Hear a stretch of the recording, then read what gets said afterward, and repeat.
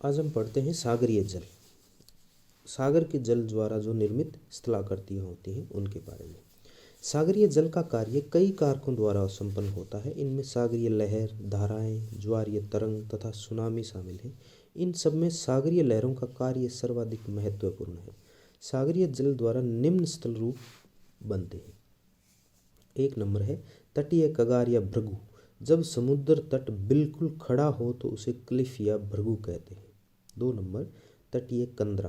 तटीय चट्टानों के बीच में जहाँ संधियाँ, भ्रंश और कमजोर चट्टानें मिलते हैं वहाँ सागरीय तरंगें तेजी से अपरदन करती हैं, जिससे वहाँ तटीय कंदरा का निर्माण होता है। 3 नंबर स्टेक। कंदराओं के मिलने से बने प्राकृतिक जो मेहराब हैं उनकी प्रकृति अस्थायी होती है।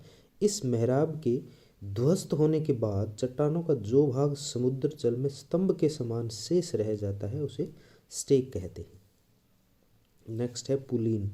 तटीय भागों में भाटा जल स्तर और समुद्र तट रेखा के मध्य बालू, बजरी, गोलाश्म आदि पत्थरों के अस्थायी जमाव से बनी स्थलाकृति को पुल्लीन कहते हैं।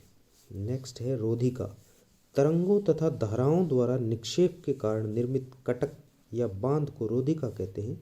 जब रोधिकाओं का निर्माण तट से दूर एवं तट के प्राय समानांतर होती है तो उन्हें अपतट रोधिका कहते हैं। जब किसी द्वीप के चारों ओर अपरदित पदार्थों के जमाव से रोधिका का निर्माण होता है तो वह लूप रोधिका कहलाती है। नेक्स्ट है संयोजक रोधिका। 2 सुदूरवर्ती तटों अथवा किसी द्वीप को तटों से जोड़ने वाली रोधिका को संयोजक रोधिका कहते हैं। जब इसके दोनों छोर स्थल भाग से मिल जाते हैं तो इनके द्वारा घिरे हुए क्षेत्र में समुद्री खारे जल वाली लैगून झील का निर्माण होता है। भारत में इसका उदाहरण है उड़ीसा की चिल्का झील, आंध्र प्रदेश की पुलिकट झील और केरल की वेबनाड झील। तट से किसी द्वीप को मिलाने वाली रोधिका टोम्बोली कहलाती है। नेक्स्ट है तट रेखा, कोस्ट लाइन। समुद्र तट और समुद्री किनारे के मध्य की सीमा रेखा को तट रेखा कहते हैं। यह रेखा समुद्र की ओर समुद्र तट का निर्माण करती है। समुद्री तरंगों द्वारा तट रेखा में निरंतर परिवर्तन होते रहते हैं। समुद्री तट पर अधिक अवरोधित चट्टानों से अंतरीप तथा कम अवरोधित चट्टानों से खाड़ियों का निर्माण होता है। तट रेखाओं के निम्न प्रकार हैं। तट रेखाएं जो बनती हैं वो कई तरह की होती हैं। 1 नंबर फियर्ड तट। किसी हिमानीकृत उच्च भूमि के सागरीय जल के नीचे अंशतः धंस जाने से फियर्ड तट का निर्माण होता है। इनके किनारे खड़ी दीवार के समान होते हैं। नॉर्वे का तट फियर्ड तट का सबसे अच्छा उदाहरण है। नेक्स्ट है रिया तट। नदियों द्वारा अपरदित उच्च भूमि के धंस जाने से रिया तट का निर्माण होता है। ये वी आकार की घाटी तथा ढलुए किनारे वाले होते हैं। इनकी गहराई समुद्र की ओर क्रमशः बढ़ती जाती है।